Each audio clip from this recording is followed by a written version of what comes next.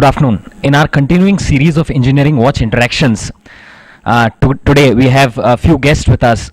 Delhi Technological University has always been forefront of technological innovations, research and development by its students currently under the leadership of Professor P.B. Sharma.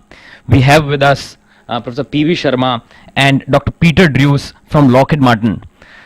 Delhi Technological University already has got first Formula student car, first hybrid car of India, first super mileage car of India, and first solar passenger car of India, which was in fact flagged off by Honorable President Pranab Mukherjee at the President's house. So with already having these laurels on the badge of Delhi Technological University, the DTU has now claims to make the first unmanned aircraft with the help of Lockheed Martin.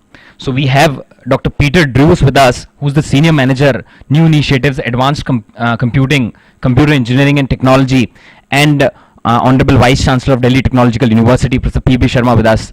So we will be asking him how, why and how Delhi Technological University has always ensured that they stay at the forefront of these technological advancements. And now when it's at a point in time when all the private engineering colleges, government engineering colleges are looking forward to industry engagements, how are they able to clinch such beautiful engagements and associations, and how are they able to give students that edge which is required today? And we would also talk about this first unmanned aircraft. So first of all, I'd like to ask Professor P.B. Sharma to give a little introduction about this particular unmanned aircraft which we are going to talk about today. Sir. One of the very important area which we thought we must serve our student community is coming to technological university. We must be able to create the vital thrill, the excitement and joy of engineering. If we succeed in doing it, they would take their studies very seriously and surely will engage into research and innovations of the kind this world requires. Keeping this target in mind, it became absolutely essential that we take industry on board for exciting the imagination of our student community for new innovations, for new technologies and new product development. And I'm really very happy to say that Lockheed Martin has lended the vital support for creating this thrill, the joy and excitement in an area such as the unmanned aircraft system. Together we thought, why not we design and develop the next generation unmanned aircraft system for urban applications, like for the city of Delhi, for example, or other mega cities where they could take a vehicle like this and do a whole lot of surveillance and intelligence, as well as make aircraft like these a support system for managing the city much better in terms of traffic management, in terms of accident management, in terms of managing in fact the vital resources which we have at our disposal, and even make such aircraft useful for disaster management, for the government agencies, for the railways, for the border security force, for coastal area surveillance and things like that. So this was in fact something which we thought our students can come forward to, but this could not have been possible without the industry being on board, because this is an area of high technology where not only just imagination, but you require industry support to ensure that you are able to tune to the vital objectives as well as standards for the airworthiness and things like that. So I really wish to say that Lockheed Martin has done a great job with Delhi Technological University students in creating this platform where industry and university students work together to create new designs, new form, new product for future. So before we come to Dr. Peter Drews, one more question I want to ask Professor P.B. Sharma, because I know once the interview goes on air, I am going to receive hundreds of calls from across India. Different colleges and universities would ask us that how is that Delhi Technological University always manages to stay ahead in terms of providing that kind of technological work and projects to students. So how do you manage this every time, sir? I think the vital clue is that the students are a reservoir of not just talent, but they possess infinite innovation power. And once we acknowledge that, it becomes absolutely essential for the top management of the university to provide that kind of open environment in which they could they could flourish with their ideas and work with the innovations and new product development strategies which they have in their mind.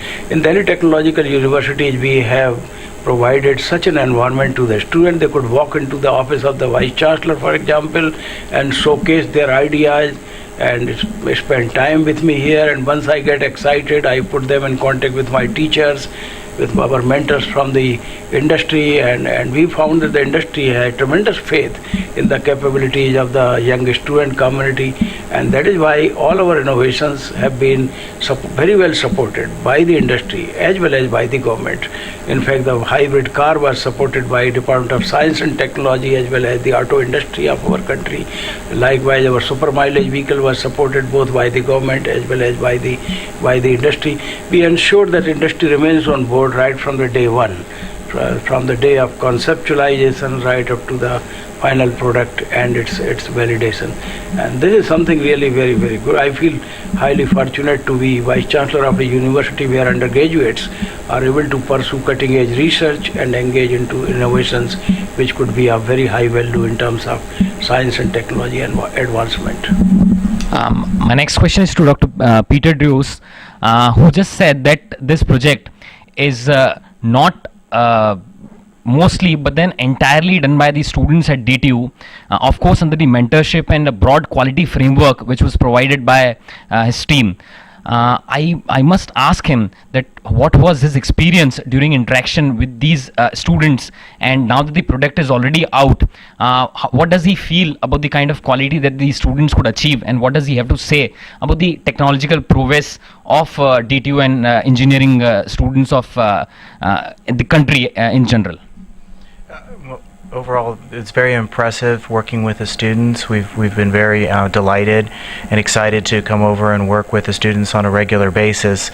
The key behind the students' success has been not just mentorship in terms of guidance from the faculty, the staff, and industry, but also the mentorship that we've helped them set up amongst themselves, where each of the students would then have junior people that they would mentor and bring along. So it created a level of excitement that we were very excited to see relative to seeing the aircraft fly, and the progress the students make as they graduate and move on to other things has been a very rewarding personal and professional experience, and we're definitely very excited to be part of this transit technology capabilities that DTU has been able to bring.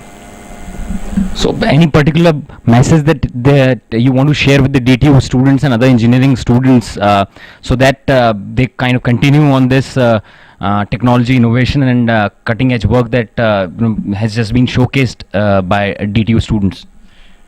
Well, I think that the key to that we've been working with the DTU students, that then we try to work with all of our partnerships, universities that we work with, is the key of being able to look at the entire big picture, the entire life cycle. It's one thing to design an aircraft and go make it work.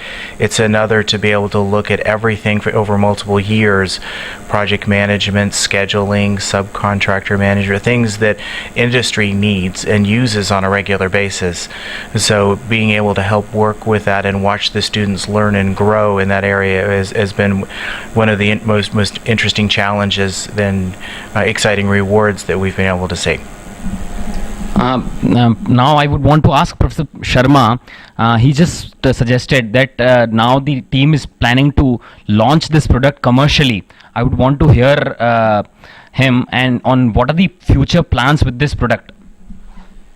Well, the future will be determined by ensuring that we are able to commercialize the aircraft which we have prepared. I'm sure there must be many takers, because I'm assuming that the time has come when we require unmanned aerial vehicles in good numbers in our own country for a variety of purposes, including keeping a tab on all kind of notorious activities which go by. So I think the aircraft has a future as far as marketing is concerned. We would very much like to associate an Indian industry which could really take courage to commercialize and market it, and we would certainly look toward Lockheed Martin for continued support so that they commercialize and becomes a reality. But let me also say this, that universities, in my opinion, especially having such a vast pool of talent and innovative capability of students, they are the right places from where low cost innovations could be really tried. Aircraft like this, for example, if we have to do this in the framework of a large MNC, would cost you much more.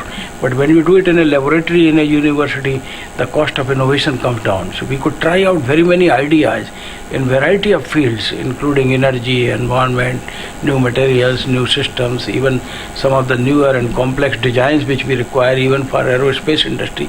Lot of this can be tried out as innovative exercise in the laboratory of the university at a much lower cost, and this will also, I think, create much bigger value for engineering education, because the student would see the value and worth of the knowledge which they are really gaining.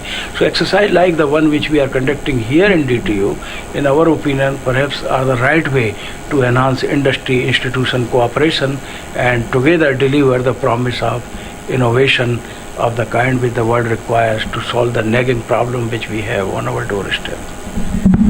Well, we must congratulate Delhi Technological University and Professor Sharma for achieving this feat, and hereby we appeal all the engineering colleges, private as well as state technical universities, private universities, to mail us and let us know of any such innovation which is happening at their end, so that we might cover and send it across to the larger engineering community, because this would act as fantastic motivation. And towards the end, I would also want to say that what I am reminded of a famous Bollywood movie, what Joy Lobo in Three Idiots under Professor Sahasrabuddhe couldn't achieve and do. Delhi Technological University students under, we have a student representative here from Laksh. I'm sorry, Laksh is here, so I would want to have a word from Laksh, that what was his feeling, and how's he seen leadership of Professor P.B. Sharma, and how has he seen the interaction with the company. So I would want to have a word from him. Basically, it has been a very unique experience in itself, starting from my first year and getting inspiration from BC sir itself and Lockheed Martin.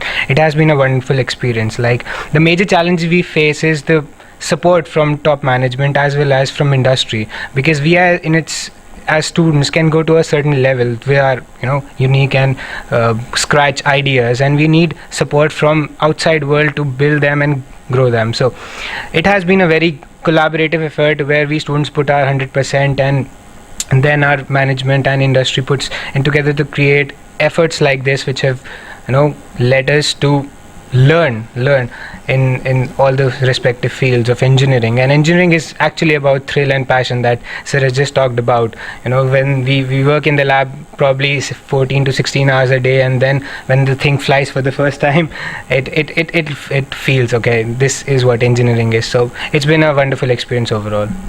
Thank you, Laksh, and I just want to put the picture of the final unmanned aircraft that was unveiled in the presence of Professor Saraswat, also former DG of DRDO. Professor P.B. Sharma is also there. So wonderful, sir. Thanks a lot for being with us in Engineering Watch Interactions. I think this is a fabulous effort, and we congratulate everybody. Thank you.